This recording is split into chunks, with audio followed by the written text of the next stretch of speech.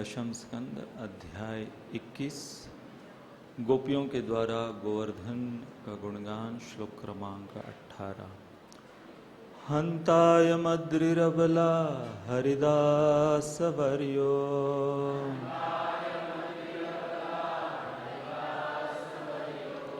यद राम कृष्ण चरण स्पर्श प्रमोदः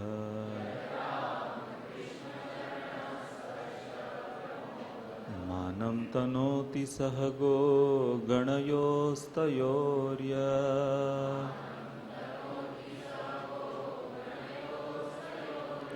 पानीयसूयवसकन्दरकन्दमूलै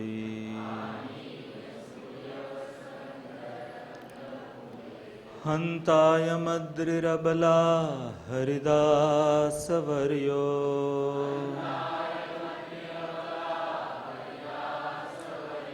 यद राम कृष्ण चरण स्पर्श प्रमोदः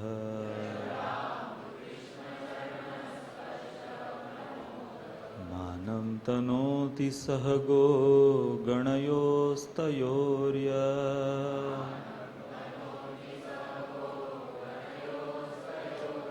पानीयसूयवसकन्दरकन्दमूलै। ओ अयम यह अद्रि पर्वत अबला, हे सखियों, हरिदास वर्य, भगवान के सेवकों में से सर्वश्रेष्ठ। यत चूंकि रामकृष्ण चरण, कृष्ण तथा बलराम के चरण कमलों के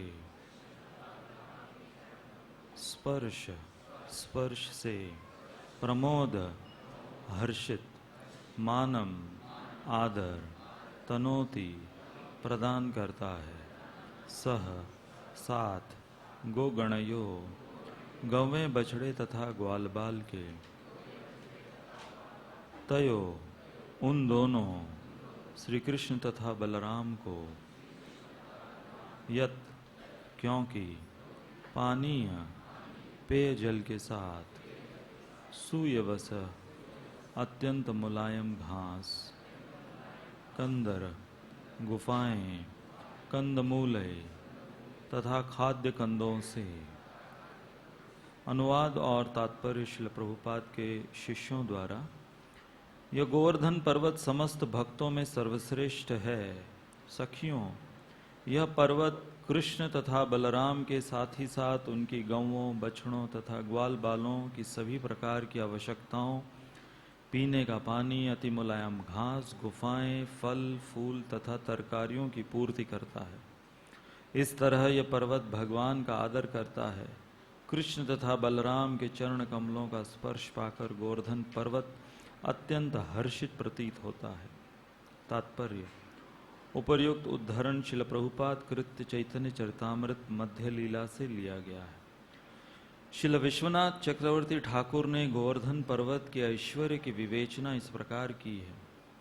पानीय गोवर्धन पर्वत के झरनों से प्राप्त सुगंधित शीतल जल का द्योतक है, जिसे कृष्ण तथा बलराम पिया करते थे और जिससे अपने पांव और मुख धोया करते थे। गोवर्धन पर्वत शहद, आम का रस तथा पीलू का रस जैसे अन्य पेय भी प्रदान करता है। सूयवस दूर्वा अर्थात दूब घास को बतलाता है, जिससे अर्घ्य की धार्मिक भेंट दी जाती है। गोवर्धन पर्वत में घास भी होती है जो सुगंधित, मुलायम तथा गौओं की वृद्धि एवं उनमें दूध बढ़ाने के लिए लाभप्रद है। इस तरह यह घास आध्यात्मिक पशुओं के खिलाने काम आती है। कंदर गुफाओं का सूचक है, जहाँ कृष्ण, बलराम तथा उनके संगी खेलते, बैठते और लेटते थे। ये गुफाएं तब आनंद देती है जब या तो बहुत गर्मी हो, या सर्दी हो, या फिर वर्षा हो रही हो। गोवर्धन पर्वत में खाने के मुलायम कंद, शरीर सजाने के रत्न, बैठने के लिए समतल स्थान तथा चिकने पत्थर, चमकीले जल और अन्य प्राकृतिक वस्तुओं के रूप में दर्पण तथा दीपक प्रदान करता है। ओम अज्ञानतिमिरान्धस्य ज्ञानाञ्जनशलाखया चक्षुरोन्मिलितं हरे कृष्णा। सभी भक्तों का स्वागत है हमारे आज के रविवार के श्रीमद् भागवतम क्लास में। भगवान के नज़रों में पूजनीय उन्होंने गोवर्धन को माना और रामायण के कुछ पूजनीय पात्र उनमें से हैं श्री भरत, राम दुलारे भरत।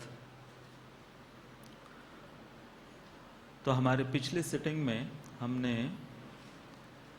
ये तीसरी शिक्षा ली जहाँ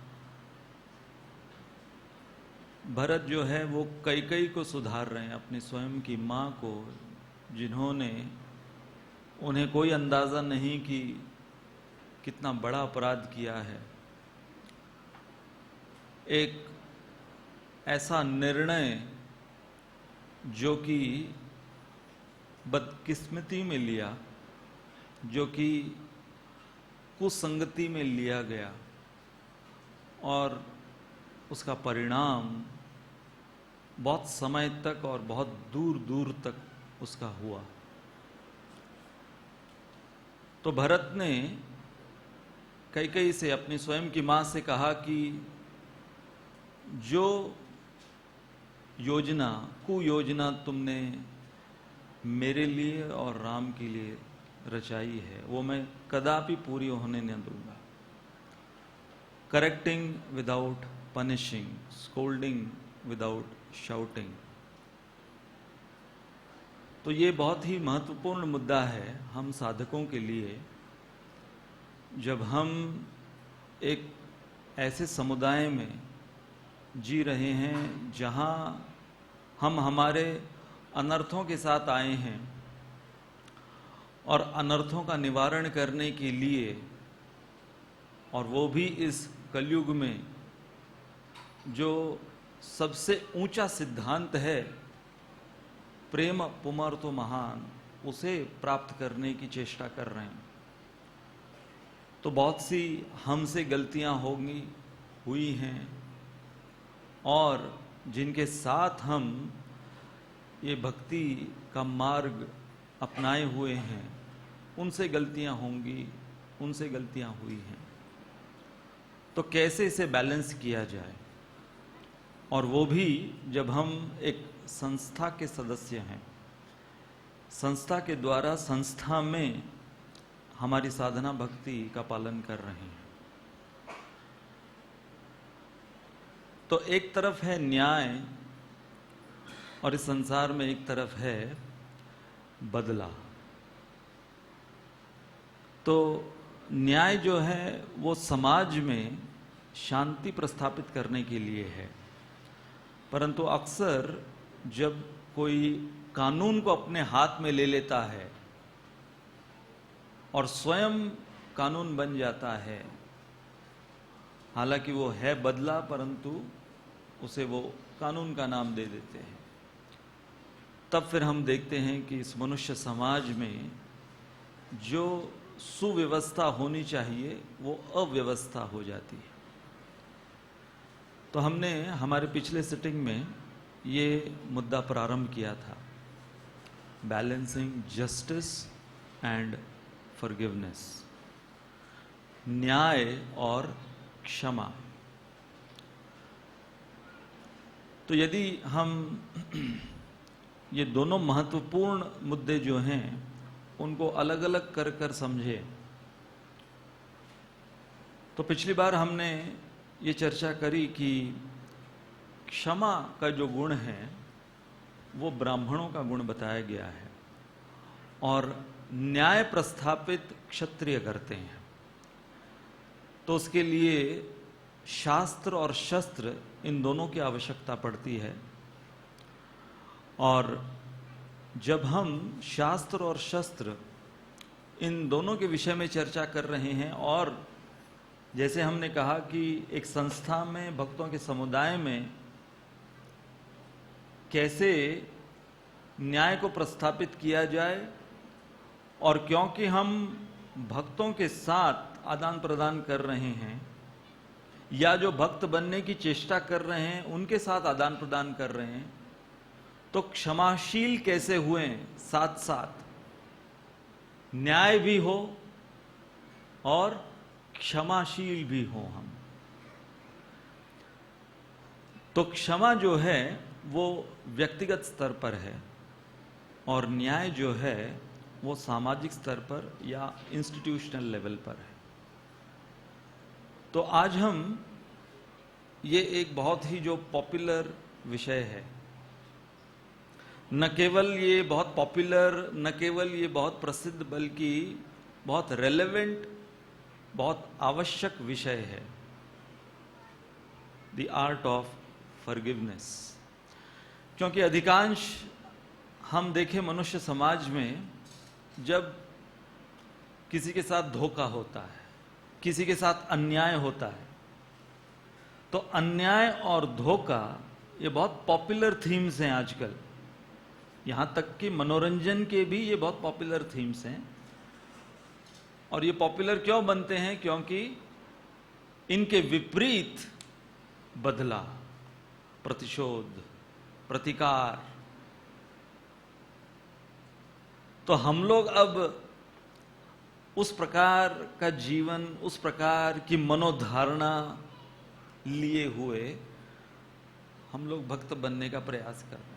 इस्कॉन में आए, संस्था से जुड़े, डायरेक्टली इनडायरेक्टली। तो प्रश्न है, तो हम किसके लिए जी रहे हैं? क्या हम अन्याय के लिए जी रहे हैं? क्या हम न्याय के लिए जी रहे हैं?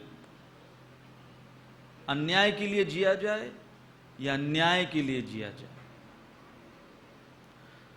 न तो अन्याय के लिए न न्याय के लिए, हम भगवत आश्रय के लिए जी रहे हैं, जो कि अन्याय और न्याय से परे है। वो है भगवत आश्रय। और जो जरूरी है, जो आवश्यक है भगवत आश्रय के लिए, हम उसका आश्रय लेते हैं।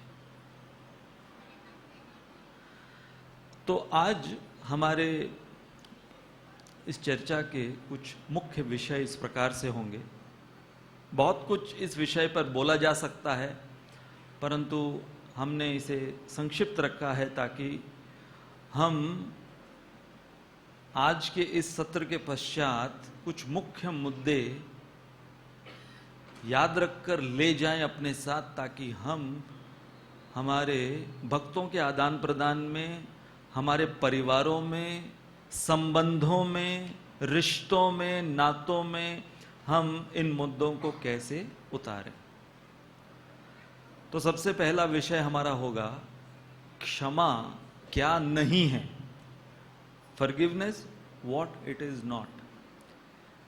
4 कारण या 4 फायदे क्षमाशील होने के, और फिर अंत में क्षमा वास्तविक रूप में है क्या।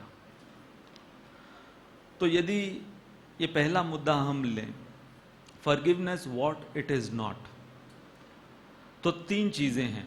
Forgiveness first of all is not trusting. Forgiveness is not forgetting. कई बार लोग बोलते हैं ना, फॉरगिव एंड फॉरगेट, वो संभव नहीं है।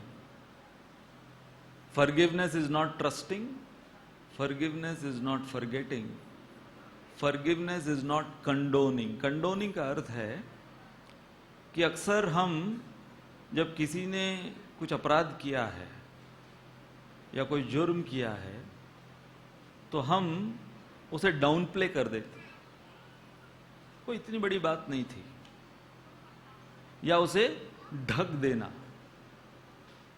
उस जुर्म को, उस अपराध को ढक देना, कवर अप कर देना, या समर्थन कर देना उसका, उसको बोलते हैं कंडोनिंग। जैसे कई बार लोग कहते हैं कि अरे गांधी जी का सिद्धांत अपनाना चाहिए कि यदि एक गाल पर थप्पड़ तमाचा पड़ा है तो दूसरा गाल सामने कर दो, क्षमा कर दो। सामने वाला व्यक्ति तमाचे पे तमाचे मारता जा रहा है, आप एक गाल से दूसरे गाल से फिर से पहला गाल दिखाते रहो। गांधी जी के 3 बंदर, एक अंधा, एक बधिर और एक मूक, ब्लाइंड, डेफ एंड म्यूट, ये 3 गांधी जी के बंदर। तो स्वर्ग में गांधी जी ने पूछा कि मेरे 3 बंदरों का हाल क्या है। 2019 में मेरे 3 बंदरों का हाल क्या है। तो गांधी जी को बताया गया कि जो पहला बंदर आपका अंधा, जिसने आंख पर पट्टी बांधी हुई, तो आपका जो अंधा बंदर है वो कानून व्यवस्था संभाल रहा है। The blind monkey has taken over the judiciary of the country. और जो बधिर, जो बहरा बंदर है, वो सरकार चला रही है कि उनको जो भी बोलते जाओ, जिसको कहते हैं ना फॉलिंग ऑन डेफ ईयर्स, तो वो लोग बधिर बन गए। तो मूक, म्यूट कौन बन गया है? जनता। जनता जो है वो साइलेंट है। इसलिए उंगली उठाने की जरूरत है, खासतौर पर कल उंगली उठाने की जरूरत है। इसलिए मैं सोच रहा था, श्रील प्रभुपाद ने भी हमें जो फीडबैक दिया इस्कॉन में, उसमें ये उंगली बाहर रहती है। इसका मतलब क्या है? बाकी उंगलियों से be spiritually absorbed, with this finger be politically alert and socially active. तो यूज करना इस उंगली को, इसलिए फीडबैक से बाहर है इस उंगली। बाकी की उंगली मत छोड़ना, वो चैंटिंग वाली। तो एक एक कर कर यदि हम इस पर चर्चा करें, सबसे पहले कोई यदि पूछे कि यदि आपने किसी को क्षमा कर दिया, माफ कर दिया, तो मतलब आपको उस पर कुछ विश्वास था, इसलिए तो आपने माफ किया होगा। नहीं, forgiving doesn't always means trusting. Yes, कई ऐसे सिचुएशंस होंगे जब, वो भी हम उसकी चर्चा करेंगे, जब आप क्षमा करने के पश्चात जो ऑफेंडर है, परपेट्रेटर है, उसके ऊपर आप विश्वास भी रख सकते हो फ्यूचर के लिए। Forgiveness is for the past, whereas trust is for the future. जो कुछ हमारे साथ हुआ उसे ही तो क्षमा करेंगे हम, ऐसे थोड़ी कि एडवांस में क्षमा करके बैठे रहेंगे। तो इसलिए क्षमा, ये जो गुण है, ये अतीत को दर्शाता है, हमारे अतीत में हमारे साथ क्या हुआ। और विश्वास वो हमारे भविष्य को दर्शाता है। जैसे श्रील प्रभुपाद के जीवन में, जब प्रभुपाद अमेरिका में उन्होंने इस्कॉन शुरू ही किया था, तो ये घटना हुई थी। तो एक बहुत ऐश्वर्यशाली व्यक्ति, अच्छे पोस्ट पर, वो प्रभुपाद से प्रभावित हुए अमेरिका में। अमेरिकन, प्रभुपाद उनको मंदिर बुलाए और प्रभुपाद अपने हाथों से इस अतिथि के लिए प्रसाद बना रहे थे और अपने सर्वेंट को कहा था कि किसी को भी आने मत देना, मुझे डिस्टर्ब मत करना, मैं उस अतिथि के लिए प्रसाद बना रहा हूं। हुआ क्या, सर्वेंट को बोल दिया, सर्वेंट ने बिना सोचे समझे ब्लाइंडली इस इंस्ट्रक्शन को फॉलो करना चाहा। अतिथि खुद आ गए जल्दी, सर्वेंट को पता नहीं इन्हीं के लिए प्रभुपाद कुकिंग कर रहे हैं, और कह दिया डिस्टर्ब मत करो, प्रभुपाद किसी से नहीं मिलने वाले आज, जाओ। चले गए। प्रभुपाद कुकिंग कर कर, ऑफरिंग कर कर रेडी हैं। तो प्रभुपाद ने उस सर्वेंट को आगे चलकर फॉरगिव किया, but Prabhupada for a long time didn't trust him कि आप दूसरी सेवा करो।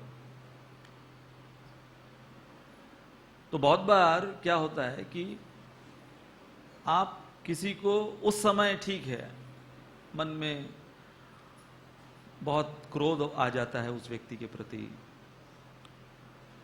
और वो व्यक्ति भी सामने से वो पश्चाताप कर रहा है, तो और ज्यादा थोड़ा हृदय पिघल जाता है। जब सामने से कोई पश्चाताप कर रहा है, गलती अपनी मान रहा है, माफी मांग रहा है, तो उसमें क्या दिखता है कि बहुत बार जो डिफॉल्टर हैं उनके नियत पर प्रश्न चिन्ह नहीं लगाया जा सकता। They may not have ill intentions, but they do not have the determination to change. Their intentions might be pure, but their determination is weak. तो इसलिए forgiveness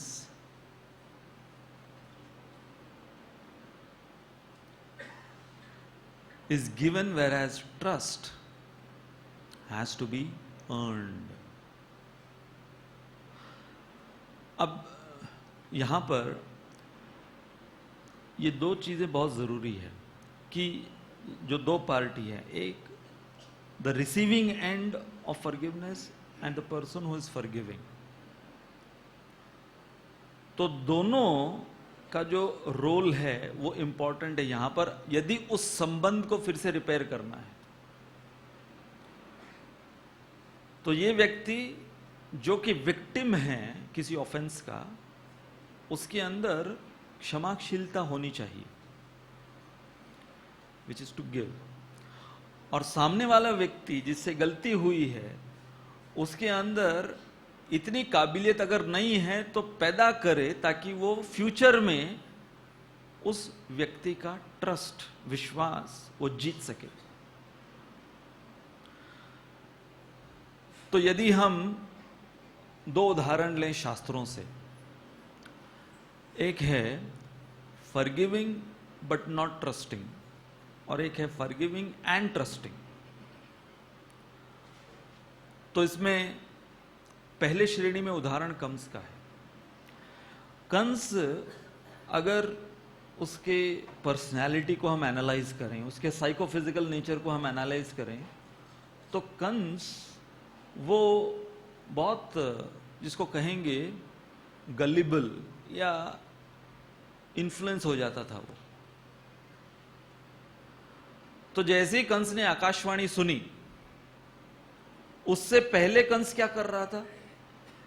ऐसा प्रेम प्रदर्शित कर रहा था कि साधारणतः कोई भी राजा या राजकुमार इस प्रकार से पब्लिकली ड्राइवर बना हुआ है, अपने स्वयं की बहन की शादी में वो ड्राइवर बना हुआ, तो अति प्रेम दिखा रहा था। और फिर जैसे ही आकाशवाणी सुनी,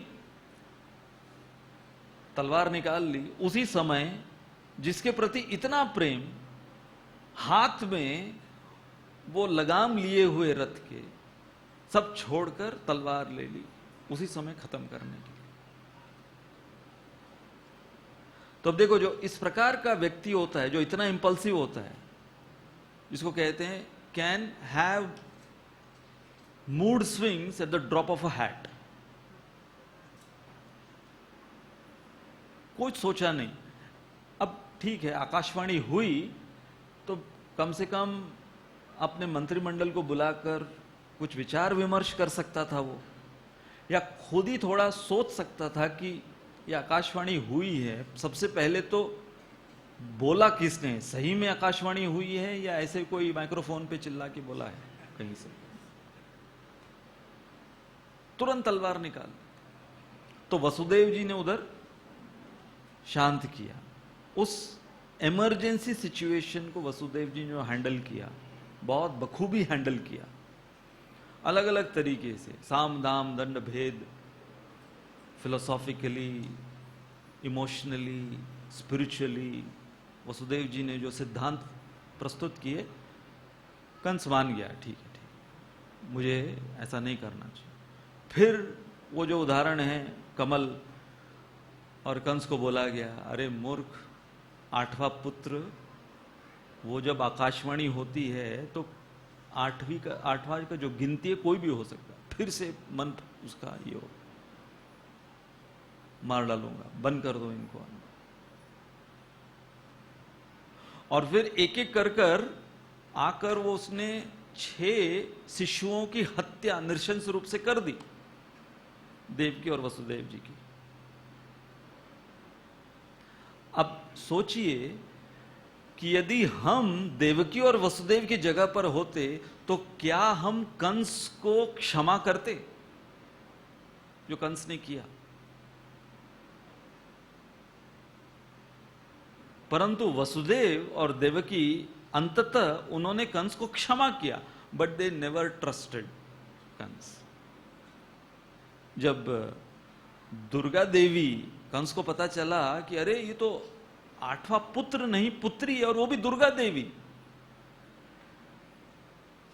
तो कंस और कंफ्यूज होने लगा, और वो बोलता है वसुदेव जी को कि आज मुझे समझ में आया कि कलयुग अपने समय से पहले आ चुका है।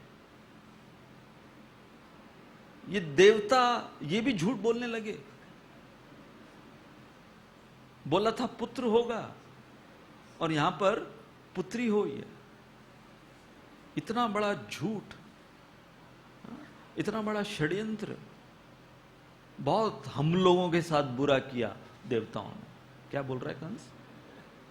हम लोगों के साथ बुरा किया, अब हम हो गए। तो अब सुनने में कैसे लगता है कि ठीक है, हो सकता है वसुदेव जी कंस की ऐसी बातें सुनकर, और कंस फिर फिलॉसफी भी बोलता है उसमें। कंस बोलता है कि देखो जो 6 शिशु मारे गए, जो 6 पुत्र मारे गए, एक दृष्टिकोण से अब उसे तुम लोगों का कर्म ही मान लो, कि तुम लोगों के कर्म में था कि वो 6 पुत्र तुम्हारे मारे जाने वाले थे, मैं तो केवल सूत्रधार बना, मैं तो इंस्ट्रूमेंट था। तो बुरा मत मान।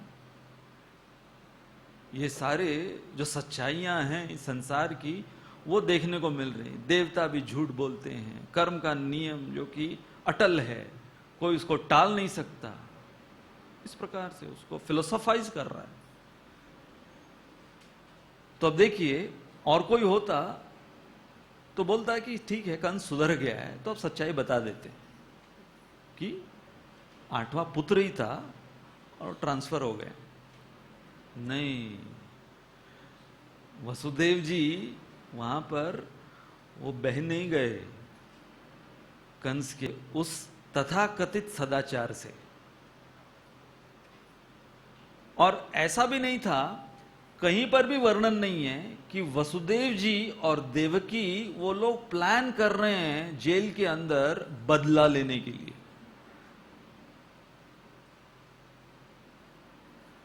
They were not planning for revenge, and simultaneously they didn't trust Kansa, but they forgave, माफी दे दी कंस।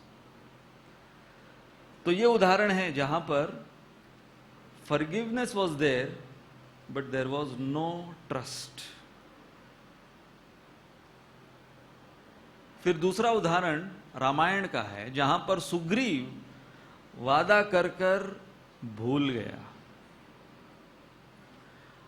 और यहां जब राम और लक्ष्मण, यहां तक कि रामचंद्र जी भी क्रोधित हुए, लक्ष्मण तो क्रोधित हुए ही। लक्ष्मण तो कहे उसको तो मैं अभी खत्म कर देता हूं, उसकी तो जरूरत ही नहीं है हमको, ऐसा दगाबाज, उसके लिए क्या क्या हमने नहीं किया। नहीं, लेकिन रामचंद्र जी बोला कि नहीं, उसको खत्म नहीं करना, उसको सुधारना है। तो सुग्रीव ने इस प्रकार का एक प्रकार का दगाई कहेंगे उसे, लेकिन रामचंद्र जी ने उसको किस प्रकार से लिया कि चलो भूल गया, गलती हुई, इससे भूल गया।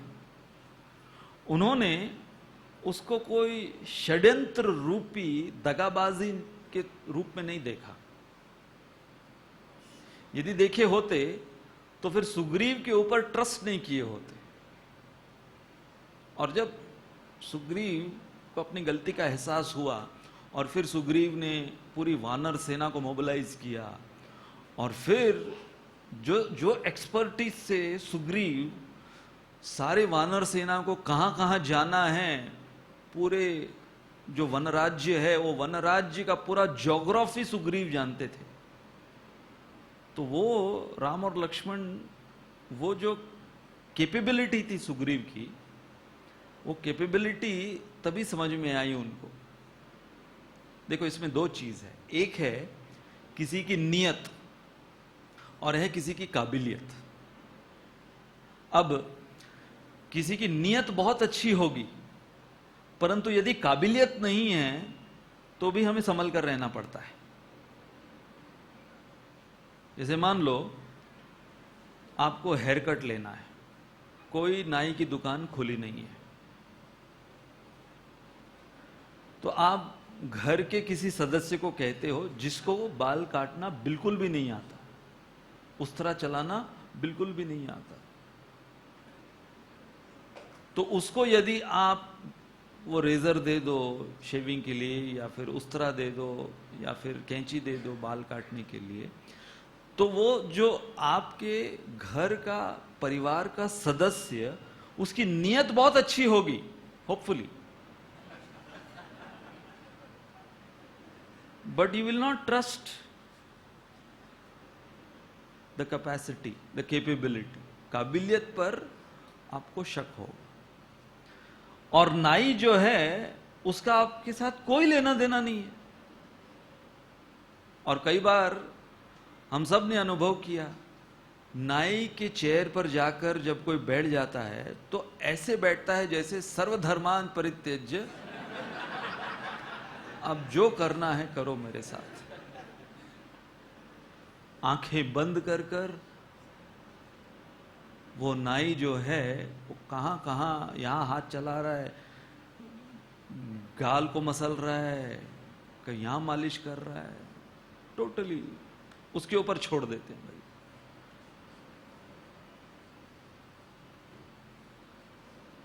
परंतु यदि पता चले कि ये नाई, इसने इसके ट्रैक रिकॉर्ड में करीब 10 लोगों का गला काटा है उस तरह से, तो उसके अंदर काबिलियत होगी, परंतु नियत पर शक हो गया अभी। तो ये जो दो मुद्दे हैं, किसी की नियत और किसी की काबिलियत। तो बहुत बार होता क्या है कि हाँ, कई भक्त गलती करते हैं, गलती पे गलती करते हैं, और उनकी नियत वो नहीं होगी कि उनको जानबूझ के वो गलती करनी है, जानबूझ के की जाए उसको गलती भी नहीं बोलते, वो अपराध हो जाता है। तो उनको हम क्षमा कर सकते हैं और बार बार क्षमा कर सकते हैं। जैसे वो जीसस क्राइस्ट को पूछा गया, how many times one should forgive? 7 into 70 times, which means basically unlimited times, keeps forgiving.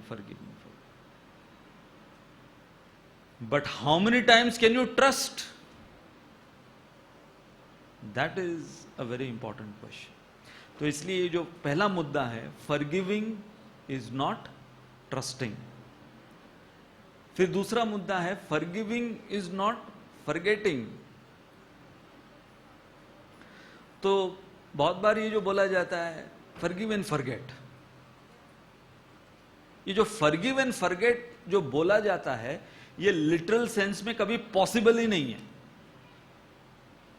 क्योंकि हमारा जो ब्रेन है वो कभी डिलीट बटन के साथ नहीं आया है,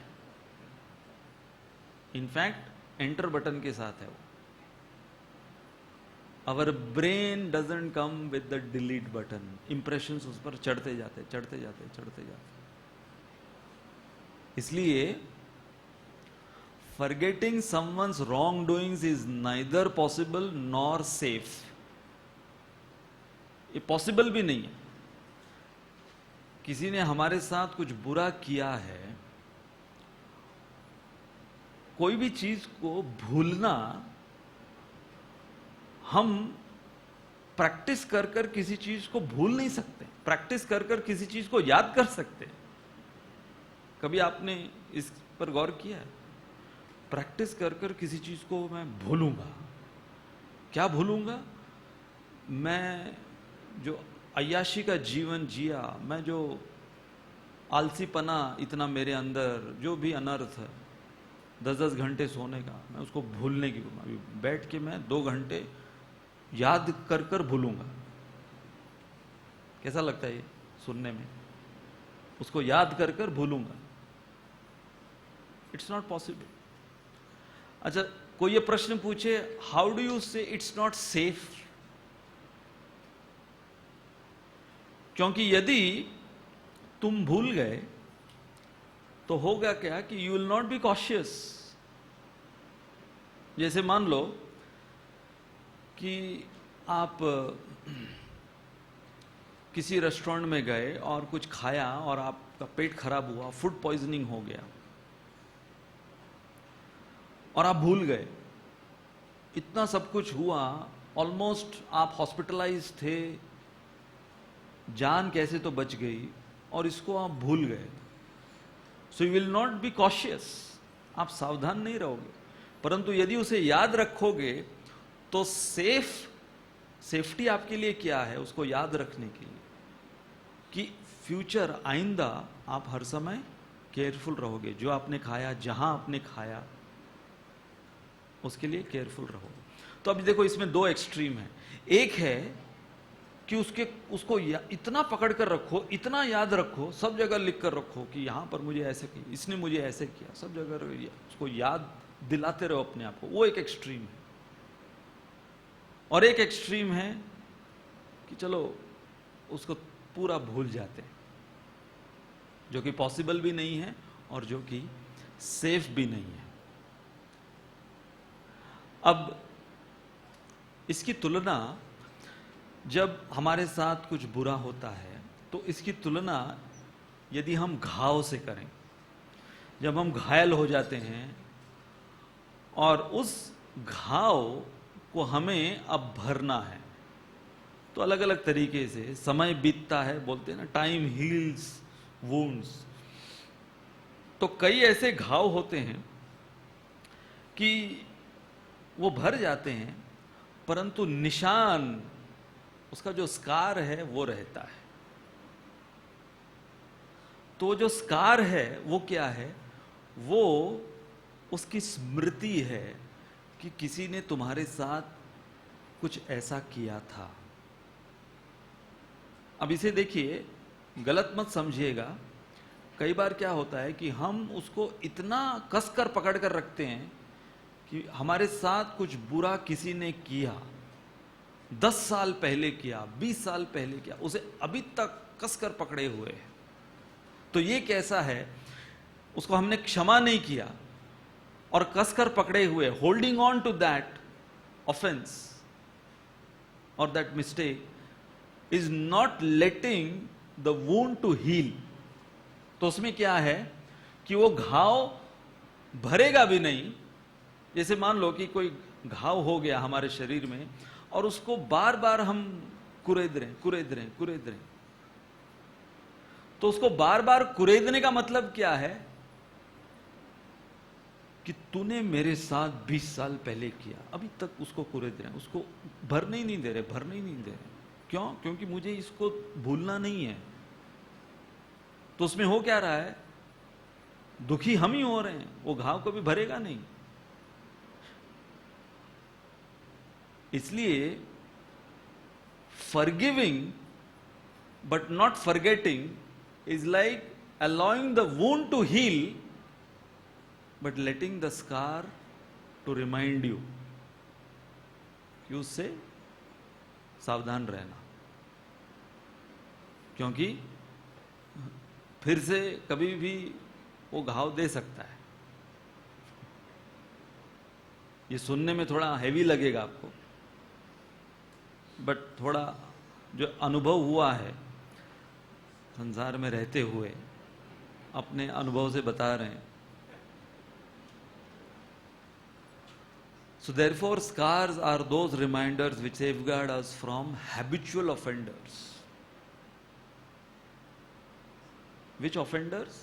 Habitual offenders, कि जिनकी आदत बन गई कि वो वही घाव और उसी प्रकार का प्रहार वो करते रहते हैं, बार बार। तो एक इंटरेस्टिंग ये इमेज मिला मुझे कि यदि हम ये दोनों शब्दों को लें, फॉरगिव और फॉरगेट, और हाईलाइट करें, गिव टू टेक, तो हाँ, हमें कुछ देना है और कुछ देने से फिर कुछ प्राप्त होता है। जैसे बोलते हैं ना, God gives and forgives and man gets and forgets. तो उसका प्रोपोर्शन, किस प्रोपोर्शन में आपको वो घाव को याद रखना है और किस प्रोपोर्शन में आपको उस घाव के परे जाना है, टू मूव ऑन। फिर ये जो तीसरा मुद्दा हमने लिया, फॉरगिविंग इज नॉट कंडोनिंग। तो कंडोनिंग, जिसका हमने लिटरल ट्रांसलेशन आपको दिया था कि उसको डाउन प्ले कर देना, ये कह देना कि अरे कोई बहुत बड़ी बात नहीं थी। अगर शायद वो बहुत बड़ी बात थी जिसको बहुत से या ऐसे एलिमेंट्स की वजह से समाज में उथल पुथल मच सकती है और उसको हम डाउन प्ले कर दें, उसका समर्थन कर दें या उसको ढक दें, तो क्या कर रहे हैं? We are justifying wrong doing in the name of forgiveness. Condoning is as good as teaming up with the wrongdoer in an indirect way. Worst consequence of condoning is the confidence given to the offender for committing future offenses. कि जो अपराधी है उसको जब ये समझ में आता है कि अरे कोई इतनी बड़ी बात नहीं थी, ये तो बोल रहे हैं कि अरे ठीक है, इतनी कोई बड़ी बात नहीं थी, तो फिर चलो करते रहते हैं हम। तो प्रभुपाद वो स्टोरी सुनाते थे कि एक चोर जब पहली दफा वो पकड़ा गया और उसे बहुत बड़ा कारावास मिलने वाला था, तो उसने अपनी मां को बुलाया कोर्ट में और अपने मां का कान काट लिया अपने दांतों से। क्यों? क्योंकि जब पहली दफा मैंने बचपन में चोरी करी थी तो मुझे रोका नहीं। केवल इतना ही नहीं, बल्कि मेरा राजा बेटा है, मेरा लाडला बेटा है, थोड़ा शरारती है, ऐसे कहकर कंडोन किया उसको, ढक दिया उसको। तो प्रभुपाद ये स्टोरी सुनाते हैं कि how condoning is another way of teaming up with that offense.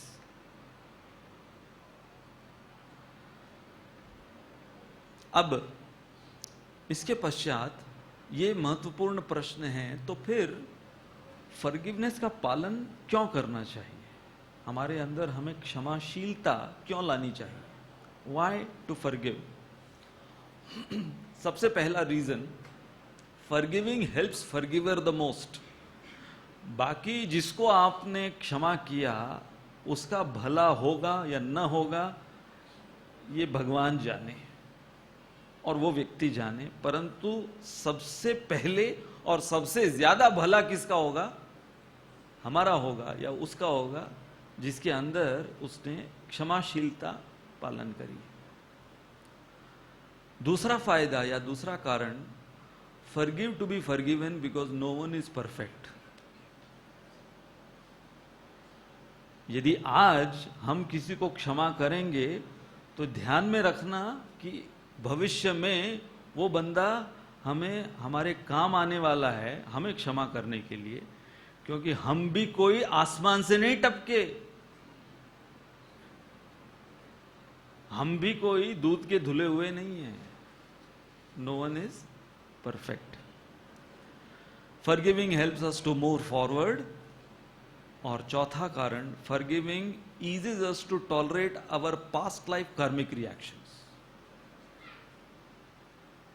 हमारे सुधार के लिए बहुत से लोगों को प्रकृति अरेंज कर कर भेजती है, और खास तौर पर हमारे बहुत निकट वो लोग रहते हैं।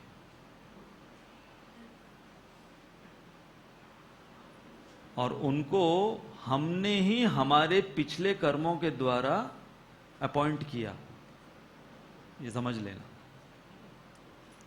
तो यदि इसमें पहला मुद्दा हम लें, फॉरगिविंग हेल्प्स फॉरगिवर द मोस्ट, तो नॉन फॉरगिविंग मेंटालिटी, मान लो कि कोई इस प्रकार के नेचर का है, स्वभाव का है, कि मेरे साथ यदि किसी ने बुरा किया तो मैं, बोलते हैं ना, I will pay back in the same coin. मेरे अंदर ये सब क्षमा कर देना, माफ कर देना, मैं उस टाइप का नहीं हूं। ईंट का जवाब मैं 2 ईंट से दूंगा, नहीं तो पत्थर से, नहीं तो पूरा पहाड़ फेंकूंगा। हम ऐसे ही हैं। तो उसमें ये 2 चीजें होती हैं, रिसेंटफुल एंड रिवेंजफुल। जैसे एक एंगर मैनेजमेंट सेमिनार हमने अटेंड किया था पहले, इस्कॉन में आने से पहले। तो उसके अंदर जो फैसिलिटेटर था उसने फॉर्मूला दिया कि आप आपके एंगर को कैसे मैनेज कर सकते हो। तो बहुत विचित्र प्रकार का नुस्खा था उसका। उसने कहा कि आप जिससे भी गुस्सा हो, चाहे वो आपका बॉस हो, चाहे वो आपकी सास हो, चाहे वो आपकी बीवी हो, चाहे वो पति हो, चाहे आपका बच्चा हो, पड़ोसी हो, कोई भी हो, जिससे भी आपको गुस्सा है, तो उसने एक कमरे में पंचिंग बैग लटकाया हुआ था। ये जो बॉक्सर्स प्रैक्टिस करते हैं ना पंचिंग बैग के ऊपर, तो वो रेती की बोरी, वो पंचिंग बैग को लगाया हुआ था, और फिर सबको भेजा, इमेजिन करो कि ये है तुम्हारा बॉस या ये है तुम्हारा पति, पीटो, लात घुसे मारो इसको, सारा गुस्सा उड़ेल दो इसके ऊपर। जैसे मैं बता रहा था ना कि मेरा कलीग, वो हमारे बॉस को, वो जो कांटा होता है खाने वाला जिससे लोग नूडल्स वगैरह खाते हैं, फोर्क, उसे देखा करता था ऐसे। मैंने पूछा क्यों ऐसे देखते हो?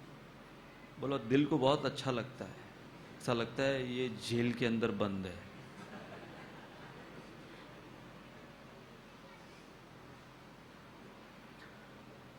एक भक्त, उन्होंने मुझे कहा कॉन्फिडेंशियली कि जब उनको किसी के ऊपर क्रोध आता है, डिवोटी के ऊपर, दूसरे डिवोटी के ऊपर क्रोध आता है, कई बार होता क्या है कि जो बाहर वाले होते हैं उनके ऊपर हमको तरस आता है, और ज्यादातर दूसरे डिवोटी के ऊपर क्रोध आता है। तो ये कहे कि जब भी मुझे किसी के ऊपर बहुत क्रोध आता है तो मैं क्या करता हूं, मेरा लैपटॉप खोलता हूं, मेरे ईमेल अकाउंट में जाता हूं, और जो जो मेरे मन में चल रहा है उसके प्रति टाइप करता हूं। मैं पूरा लंबा ईमेल टाइप करता हूं, लेकिन मैं सेंड नहीं करता।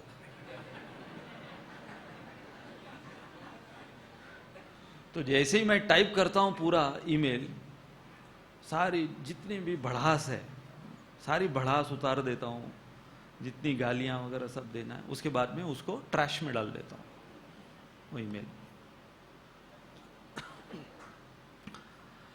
तो कई लोग ये भी तरीका अपनाते हैं अब यहां पर ये जो दो मुद्दे हैं कि नॉन फॉरगिविंग, अगर ये स्वभाव हमारा है तो ये जो दो चीजें होती हैं, एक एक्सट्रीम क्या है, रिसेंटफुल। रिसेंटफुल मतलब उसको इतना सोचते न, रंज रंज करना जिसको बोलते हैं ना, उसके ऊपर रंज करते रहना, ऐसा क्यों हुआ, ऐसा ना उस व्यक्ति ने किया तो कैसा किया मेरे साथ,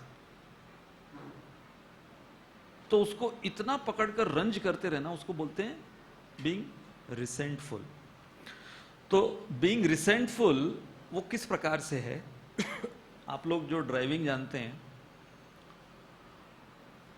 if you put your hand brake on, खींचे हुए पूरा हैंड ब्रेक को और एक्सीलेटर को भी दबा रहे हैं, तो वो जो जीवन जो जी रहा है कि उसको पकड़े हुए है कि उसने किया तो कैसा किया मेरे साथ ऐसा, उसकी जरूरत कैसे हुई, उसकी हिम्मत कैसे हुई, उसकी औकात है क्या, ये सारी चीजें। तो ये क्या है, you are trying to fight a war against reality. वो जो भी उसने किया, वो जो भी जैसा है, वो रियलिटी है, वो असलियत है, उसकी असलियत है, इस संसार की असलियत है। So fighting a war against reality, you will always lose, reality always wins. अच्छा, दूसरा ये जो रिवेंजफुल, अब जो ये इस टाइप के जो होते हैं, जो रंज करते रहते हैं, उनके अंदर बदला लेने की हिम्मत नहीं होती। वो उसके सामने जाके कुछ नहीं बोलेंगे, अकेले में यहां वहां क्रॉकरी तोड़ देंगे, चीजें फेंकेंगे, लेकिन सामने जाके उससे बदला लेने की या बोलने की हिम्मत नहीं होती। लेकिन ये जो दूसरे कैटेगरी के हैं, ये क्रॉकरी फोड़ते हैं उसके ऊपर। ये कौन सा है? रिवेंजफुल, सीधा बदला लेंगे और अलग अलग तरीके से।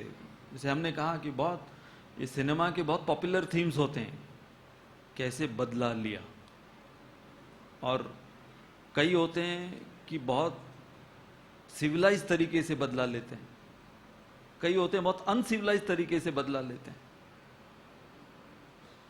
जैसे एक पत्नी, वो LIC की एम्प्लॉय थी, इंश्योरेंस कंपनी है ना LIC, उसकी एम्प्लॉय थी।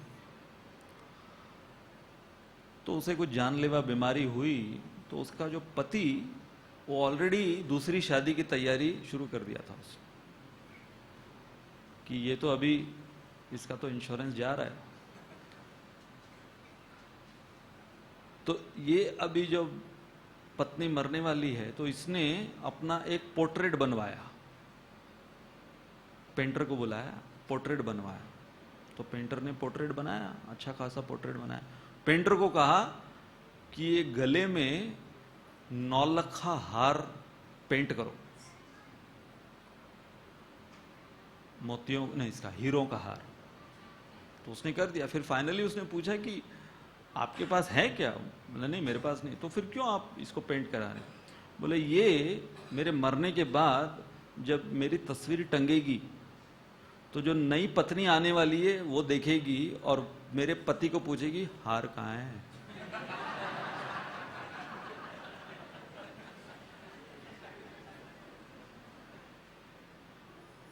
तब उसके शादीशुदा जीवन में जो दहशत मचेगी, वो कभी उसको कन्विंस नहीं कर पाएगा कि वो हार कभी था ही नहीं। तो इसे कहते हैं जीवन के साथ भी, जीवन के बाद भी।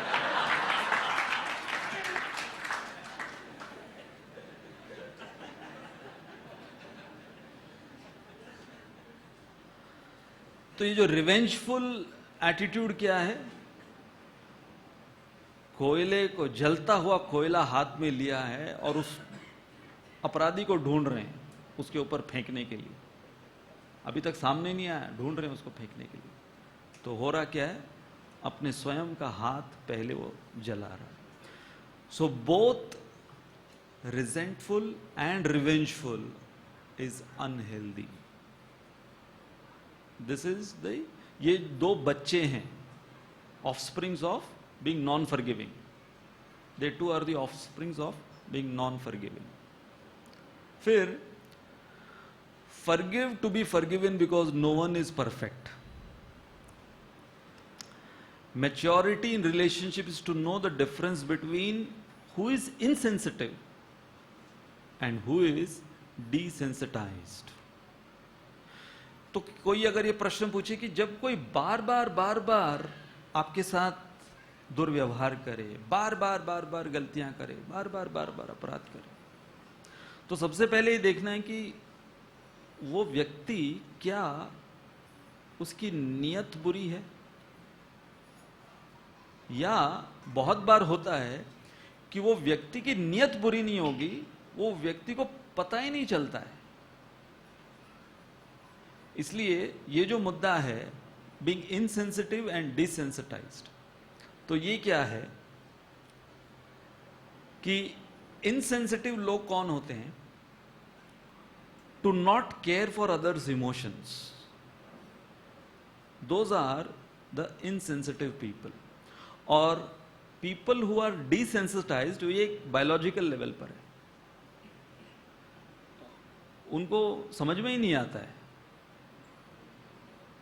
जैसे कि मान लो कि कोई व्यक्ति है, वो क्लेanलीनेस फ्रीक है, हर चीज उसको साफ चाहिए. जहां कहीं पर भी, मैं एक डिवोटी को जानता हूं जो अपने साथ 2 रुमाल रखते थे, एक अपने खुद के लिए और दूसरी रुमाल जहां पर भी जाएंगे उसको साफ करते रहेंगे. अब जैसे यहां पर बैठे हैं, वो अगर क्लास के लिए बैठे, हमने अपनी आंखों से देखा, क्लास शुरू नहीं करेंगे जब तक ये पूरा डस्ट फ्री नहीं हो जाएगा. तो इसको बोलते हैं क्लेanलीनेस फ्रीक. अब ऐसे व्यक्ति अगर वो संग करते हैं या वो रह रहे हैं कि ऐसे व्यक्ति के साथ जिसको पता ही नहीं चलता है कि चारों तरफ गंदगी है और उसके वजह से,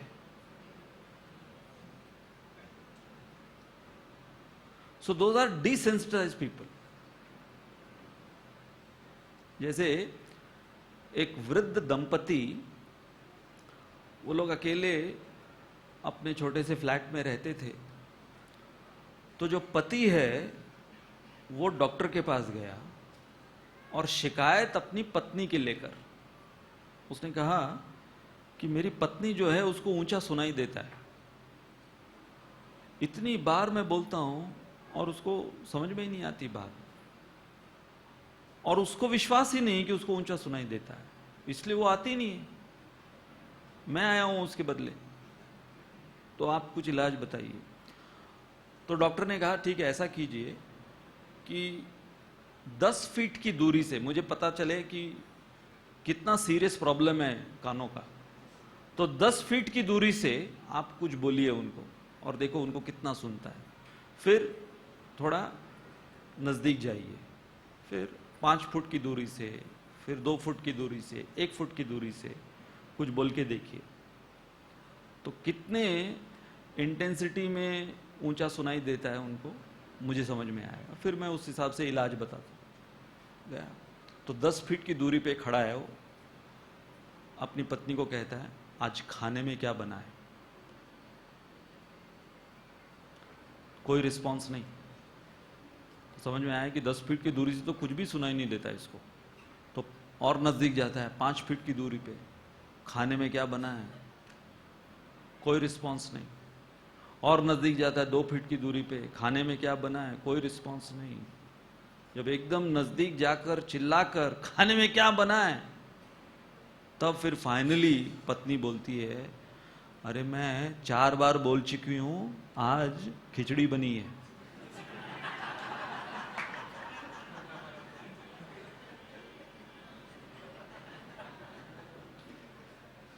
प्रॉब्लम किसका था? ये पति का था. ऐसा नहीं है, पतियों के ऊपर भी जोक्स होते हैं।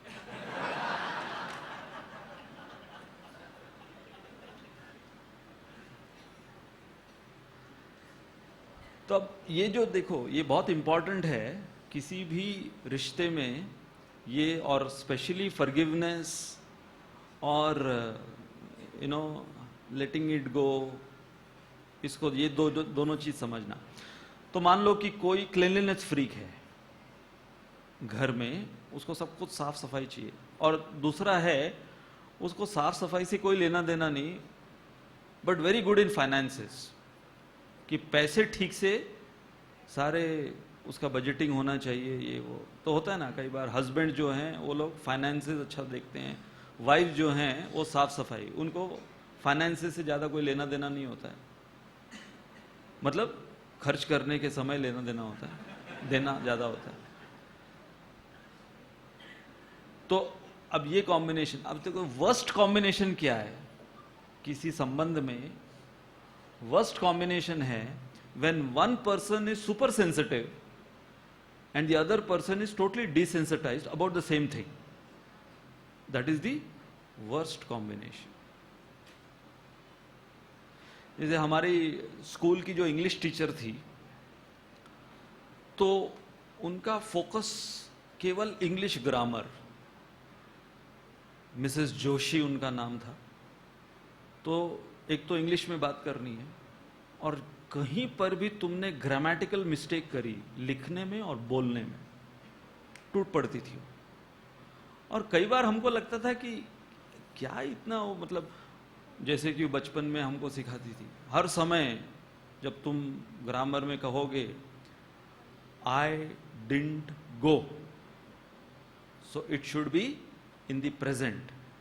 When you are saying I did not, it should be followed by the present tense. अब बहुत बार इंडिया में इंग्लिश लैंग्वेज जो है वो फंक्शनल तौर पर यूज करते हैं हम लोग। We many times massacre the English grammar. बात समझ में आ जानी चाहिए, हाँ, कि शादी में एक बंदा बोल रहा है, अरे लेडियों का होने के बाद जेंटो को भी लगा दो।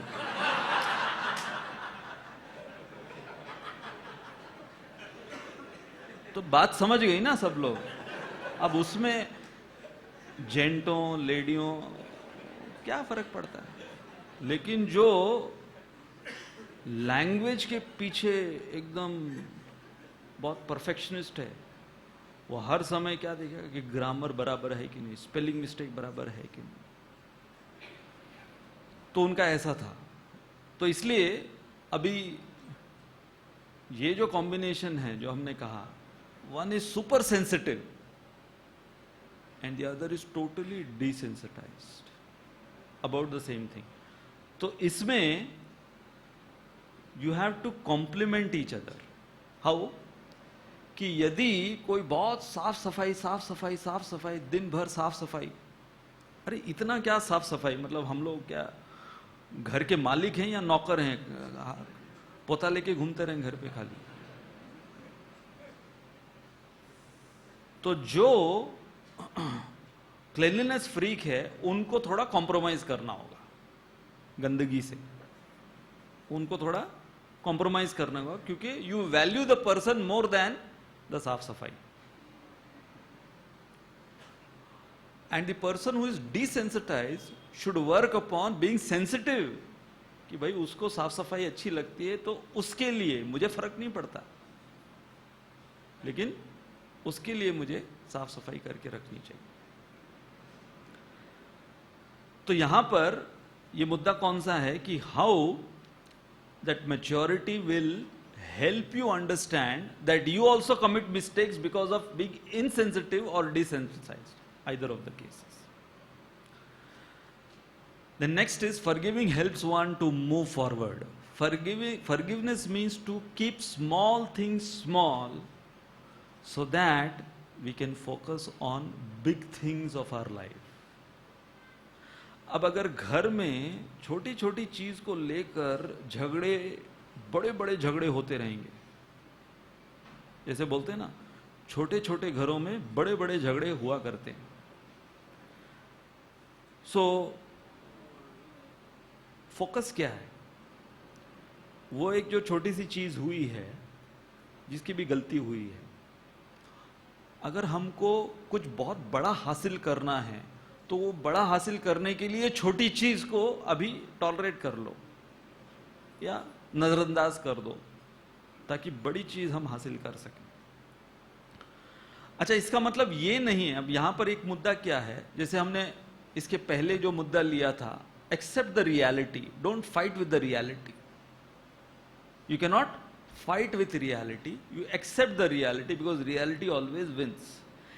Accepting reality doesn't mean approving reality. Accepting someone's mistake doesn't mean approving that mistake.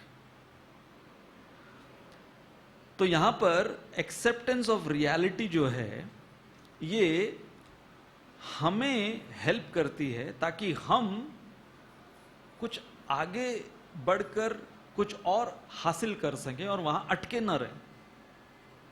तो एक एग्जाम्पल से समझाना चाहेंगे एक्सेप्टिंग रियलिटी। मान लो आप कार चला रहे हो और आपको कहीं जाना है और आपने गलत टर्न ले लिया।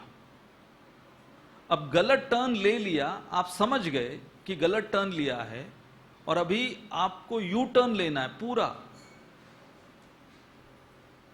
तो एक चीज है, you want accept the reality. वहां पर बैठकर, कार में बैठकर आप गाली गलौज कर रहे हैं कि ये गलत टर्न लिया कैसे मैंने।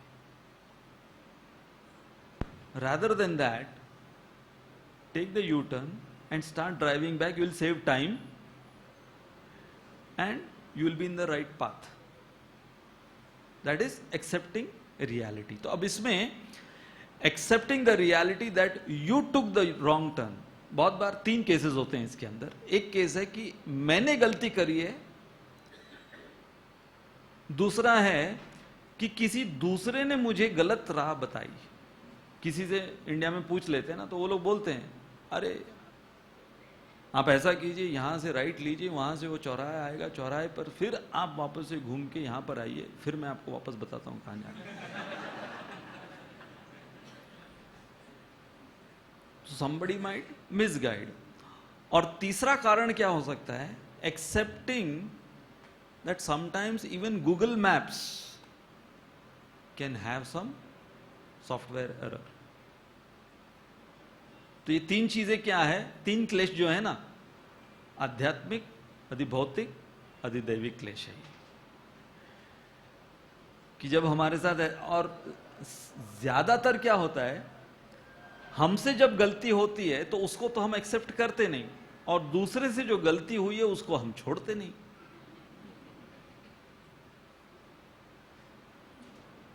Therefore,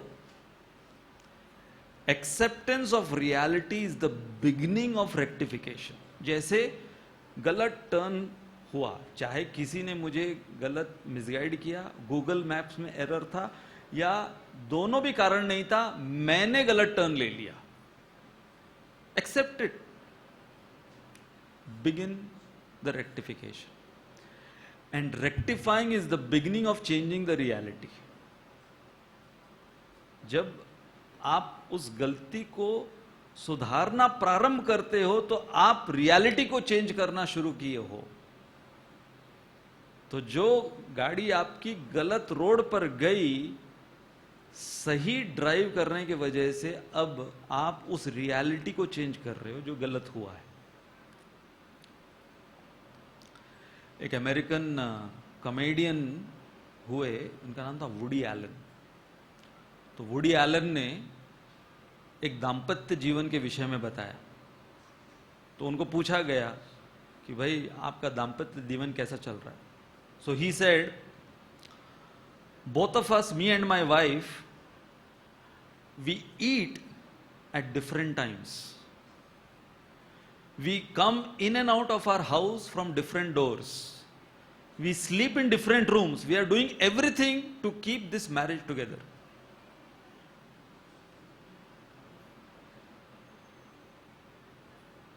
which means accepting the reality that we are poles apart.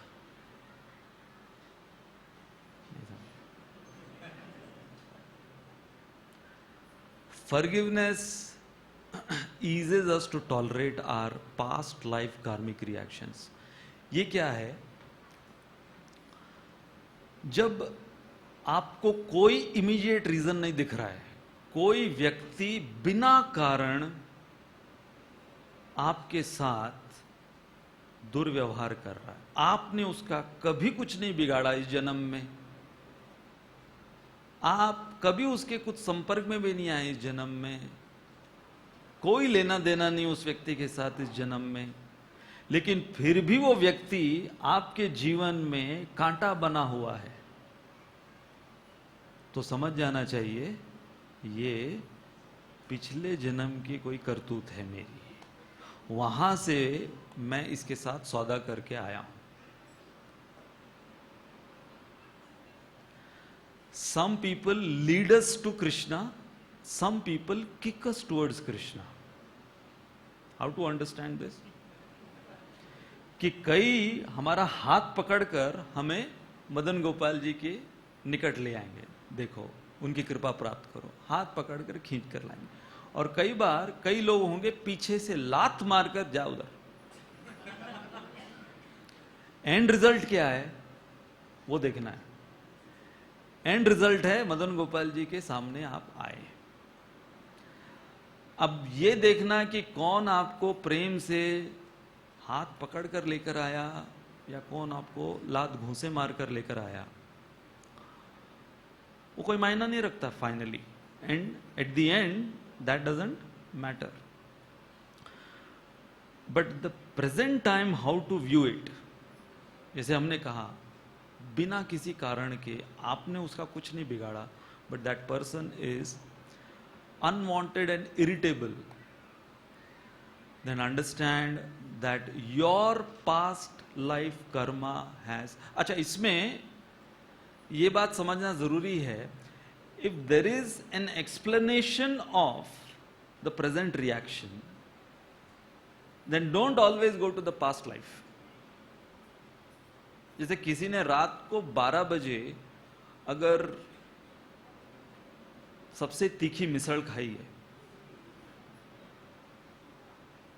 और फिर सुबह जो तकलीफ होगी उसे, उसके वजह से सबसे तीखी वो लाल तर्रे वाली खाने के बाद जो सुबह बमबारी होगी, जो सुबह तकलीफ होगी, तो अब उसको ये मत लो कि may be my past life karma कुछ हुआ होगा ऐसे जिसकी वजह से. नहीं, it's past night karma. So when there is immediate explanation available, you don't have to go to the remote cause. Immediate explanation is there. अब इसमें अगर हम द्रौपदी का उदाहरण लें तो देखो, जब उस असत सभा में दुशासन ने द्रौपदी को बालों से खींचते हुए लाया और द्रौपदी सबसे पहले अपने 5 पतियों की ओर देख रही थी आशा भरी नजरों से, और ये 5 पति साधारण नहीं थे. कल्पना करो, कोई भी साधारण सी पत्नी जब उसके साथ अगर ऐसा होता है तो वो सबसे पहले अपने पति की सुरक्षा उसे पुकारती है. यहां पर तो 1 नहीं 2 नहीं 5 पति, और वो भी जो अपने अपने एरिया के सबसे काबिल. भीम को लो, अर्जुन को लो, सबसे बड़े धनुर्धर, सबसे बड़े गदाधर, युधिष्ठिर इतने बड़े धार्मिक, नकुल सहदेव, 5 पति की ओर देख रही है, परंतु 5 ने द्रौपदी की कोई सहायता नहीं कर पाए. In one sense the 5 husbands of Draupadi let Draupadi down. But Draupadi never held that against. वो पूरे एपिसोड के बाद द्रौपदी ने कभी अपने 5 पतियों को एक साथ या एक एक कर कर कभी उनको ताने नहीं मारे. अरे बड़े तुम बने, धनुर्धर बने फिरते हो। उस समय क्या हुआ था? उस समय कहां था तुम्हारा धनुष? भीम इतनी बड़ी गदा लेके घूमते हो, 10,000 हाथियों का बल लेके, कहां था? कभी ताने नहीं मारे। इनफैक्ट महाभारत का ये जो एपिसोड है द्रौपदी के ऊपर जो अतत सभा ने किया, उसमें दुर्योधन, द्रौपदी वो न्याय मांग रही है, वहां के वरिष्ठों से न्याय मांग रही है, तो दुर्योधन बोलता है एक शर्त पर मैं छोड़ दूंगा, तुम्हारे पतियों को भी छोड़ दूंगा, तुम्हें भी छोड़ दूंगा, पब्लिकली तुम बोल दो कि युधिष्ठिर ने जो किया है इस जुए में वो अधर्म था, बोल दो, पब्लिकली बोल दो। तो दुर्योधन क्या करना चाह रहा था? Divide and rule. He was trying to play wife and husband mutiny, उनके बीच में डिवाइड एंड रूल पैदा करना चाहता। सोचो किसी के साथ ऐसा हो रहा है, उस समय क्रोध में बोल सकता था कोई? द्रौपदी अपने होशो हवास में थी, आक्रोश था परंतु होशो हवास में थी। द्रौपदी ने बोला बिल्कुल भी मेरे पति युधिष्ठिर महाराज ने गलती नहीं की है, वो एक आज्ञाकारी व्यक्ति है और अपने वरिष्ठों की आज्ञा का पालन करते हुए यहां पर बैठे हैं। जिन वरिष्ठों ने युधिष्ठिर को इस जुए के लिए बुलाया है उनसे पूछो कि वो धर्म क्या है या अधर्म किया है उन्होंने। So Draupadi although became a victim,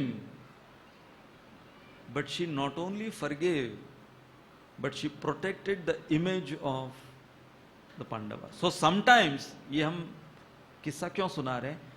Sometimes your own fellow god brother or god sister will let you down, just like Pandavas let Draupadi down.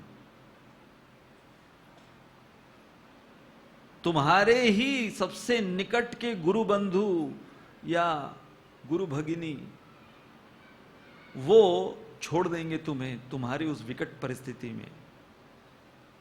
No that Krishna is always ready with the sari. Krishna is always ready with the sari. Therefore I say when you are down, so down in your life with nothing, know that Krishna is up to something.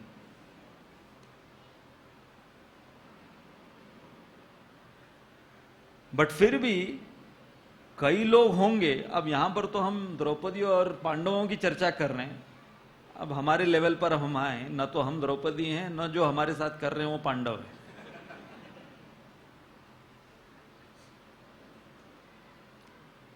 Therefore, some people bring happiness wherever they go. Some people bring happiness whenever they go.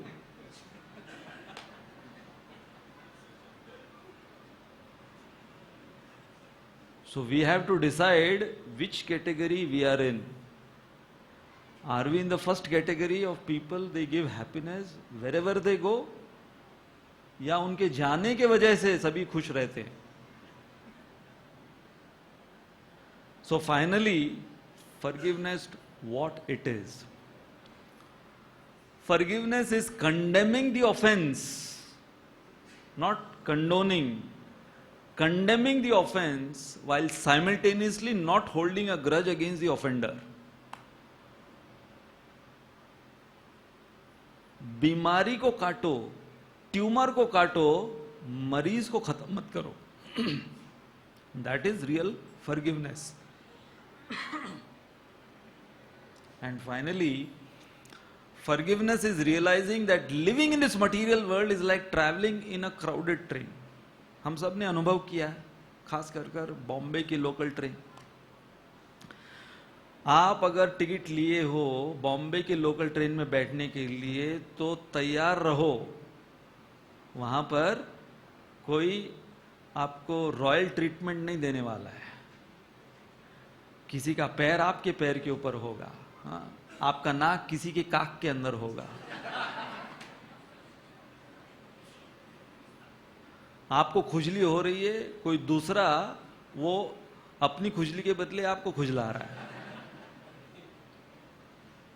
बदबू आ रही है, पसीना, धक्का मुक्की, ये सब कुछ हो रहा है। और उसमें भी झगड़े होते हैं।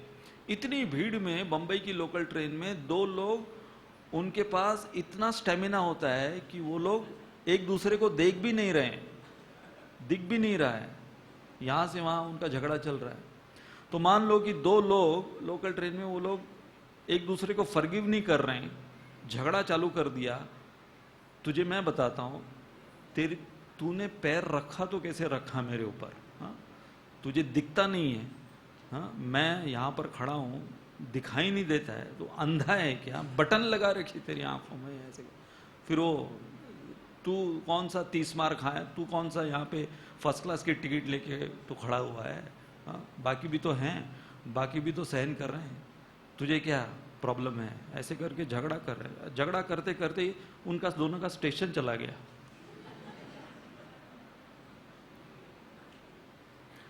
तो डिवोटी कम्युनिटी में क्या हुआ है, स्टेशन मत जाने दो। एक होगा वो तुम्हारे ऊपर पैर रखेगा ना, केवल पैर रखेगा, लात मारेगा, घुसे भी मारेगा, ये वो ठीक है, स्टेशन आ रहा है ना मेरा, हाँ? मार ले भाई।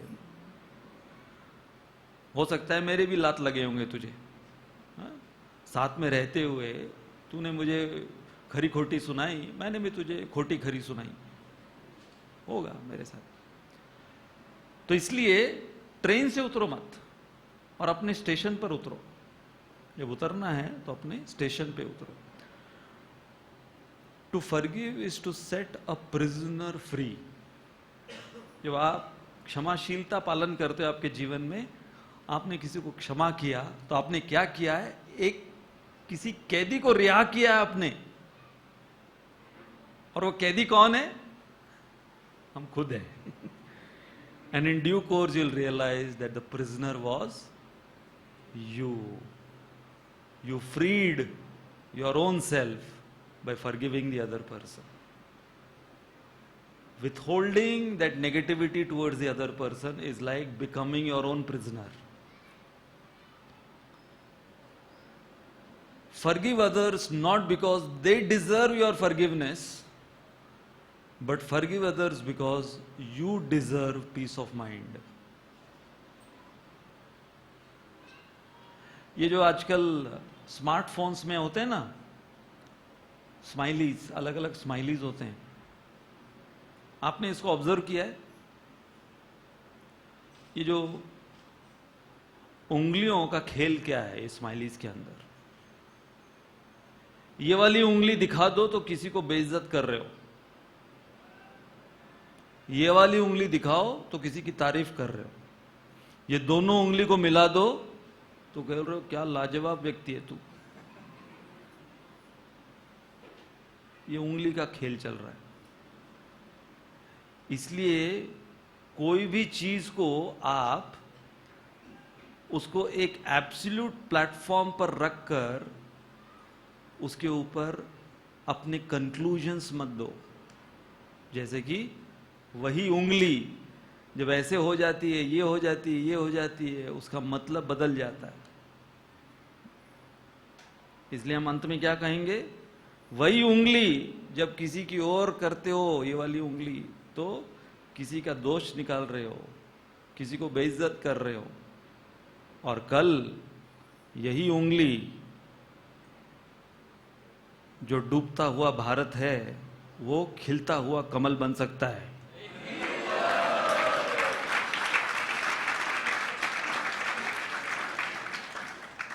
तो संभल कर कल सुबह ये वाली उंगली आपकी इस्तेमाल करना। बहुत बहुत धन्यवाद। हरे कृष्णा।